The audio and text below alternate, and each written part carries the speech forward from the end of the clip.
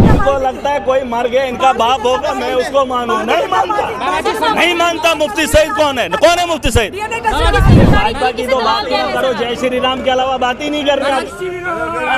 ये नारे अंदर भी सुनोगे बाहर भी सुनोगे नारे, चाहे मुसलमानों के हों, ये ना वो मुसलमान है ना वो हिंदू है। मैंने कहा इस हाउस के अंदर ना जय श्री राम के नारे ना अल्लाह अकबर के नारे। जिसको ज्यादा शौक होगा मंदिर में जाए, मस्जिद में ये लोग नहीं जाते। मर रहा है जिसको उससे पैसे खाए वो भी मर रहा है, वो नौजवान भी। जिस पैसे खाए उसको जेल भी जाया, वो भी मर रहा है ना। बनाए ना ये पकौड़ा बनाए यहाँ पे बनाए ना, कॉन्फ्रेंस के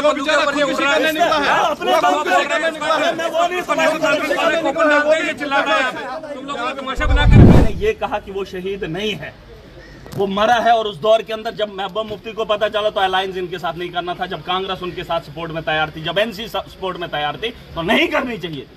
आप मुझे बता दो। और वो अल्ताफ बुखारी की वजह से, उसके पैसे की वजह से उनको ये सारा तामझाम। देखिए मुझे इस बहस में नहीं जाना, और ये मेरी आंखों ने देखा। कोई ये बताए कि मुफ्ती सईद के खिलाफ क्यों बोल रहा है। मैं 80s और 90s की बात नहीं करूंगा। मैं 2014 में जवान था, मैंने चुनाव लड़ा था, मैं उस दौर का हिस्सा था, और मुफ्ती सईद का तमाशा मैंने देखा है।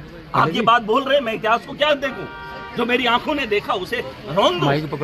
और अगर मैंने आंखों से देखा है, मैं उस इतिहास को होने नहीं दूंगा, उनके खिलाफ बोलता रहूंगा, चाहे वो जज्बात के साथ खेला है और भाजपा को इस अखाड़े में लाया है और इस जम्मू कश्मीर के ये हालात पैदा किए। आज वो बोलेंगे कि इन्होंने ये किया, इन्होंने वो किया। ये जो सरकार है ये उन्हीं की देन, आज की जो सरकार है वो उन्हीं लोगों की देन है। मैंने कहा महबूबा मुफ्ती को बताएगा, तब के गुलाम नबी आजाद का स्टेटमेंट सुन लीजिए।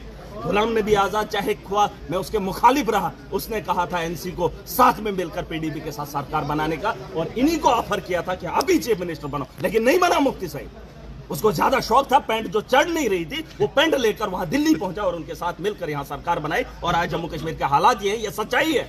आप देखिए आप इतिहास में क्या देखते हैं, मुझे उससे नहीं। बहुत सारे लोगों ने कमेंट किया, मैंने सुना, किसी ने कहा कि आप इतिहास उठा के देख लीजिए। कौन सा इतिहास पढ़ूं? जो आंखों देखा इतिहास है उसे क्या रोन दूं?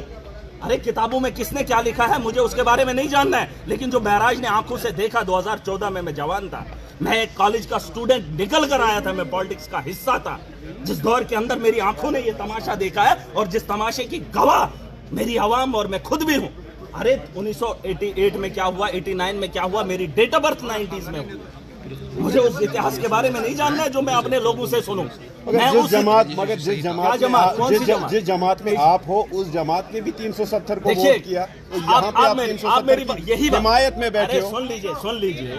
सुन लीजिए, जब मोदी ने ये कहा कि 370 की वजह से आतंकवाद है, वहां लोग मर रहे हैं। केजरीवाल वो शख्स है जो दिल्ली के अंदर है, देश की बेहतरी के लिए हर मुमकिन कोशिश हर एक ने की है। जब मोदी ने ये बड़ी बड़ी बातें की, अगर उस वक्त मैं भी होता तो मैं भी भावुक होकर साथ खड़े हो जाता, क्योंकि आतंकवाद। फिर मुफ्ती साहब ने कौन सी गलती की अगर अलायंस किया बीजेपी के साथ? तो फिर भुगतो। वो अलायंस दूसरा है, क्योंकि वो मेजॉरिटी में थे, और केजरीवाल के वोट से न दफा टूट सकता था न जोड़ सकता था, उनके पास ऑलरेडी मेजॉरिटी थी। आज अगर एनसी का यहाँ पर पार्लियामेंट में देखेंगे, वो उनके मुखालिफ वोट दे रहा है, लेकिन उनके वोट से कोई फर्क ही नहीं पड़ता है। वो ऑलरेडी, तब तो उनके पास 300 कुछ सीटें थी, तब आपके पास नंबर्स की कमी नहीं थी। और अगर उस वक्त यहाँ कुछ भी होता तो लोग तो जो उनके साथ खड़ा नहीं होता वो तो देशद्रोही है। बात सुन लीजिए, वो केजरीवाल का मामला अलग है, जो जम्मू कश्मीर का नागरिक था। आप उसको और केजरीवाल को कैसे, घर के मामला किसको पता है? ये नारे अंदर भी सुनोगे बाहर भी सुनोगे। मंदिरों में काम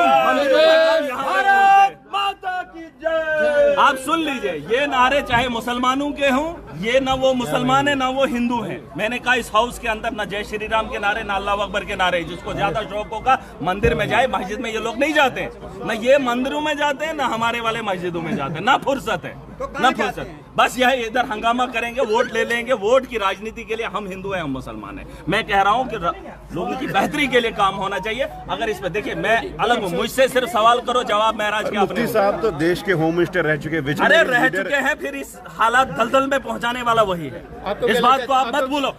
और कोई कुछ कह रहे हैं मुफ्ती साहब, मेरा बाप भी है, मेरा दादा भी है, कोई बोलेगा इसकी जागीर है, ये किसी के बाप की जागीर नहीं है, ना ये मुल्क है और ना जम्मू कश्मीर है। और ये लोग बोलेंगे, महाराज को बोलेगा आपने, अरे मैं यहाँ पर पैदा हुआ हूँ, मेरा वजूद है, मेरा कंपेयर मुफ्ती सईद के साथ मत करो। कोई ये बोलेगा वो फलाना फलाना, कोई नहीं है यहाँ, कोई फलाना फिस्ताना नहीं है यहाँ। जो अच्छा करेगा वही दुनिया के अंदर अच्छा। आपको क्या लगता है? कोई इस भरम में ना रहे, उसने किया, उसके बाप ने किया, इनके बापों के बाप ने किया, मुझे नहीं चाहिए।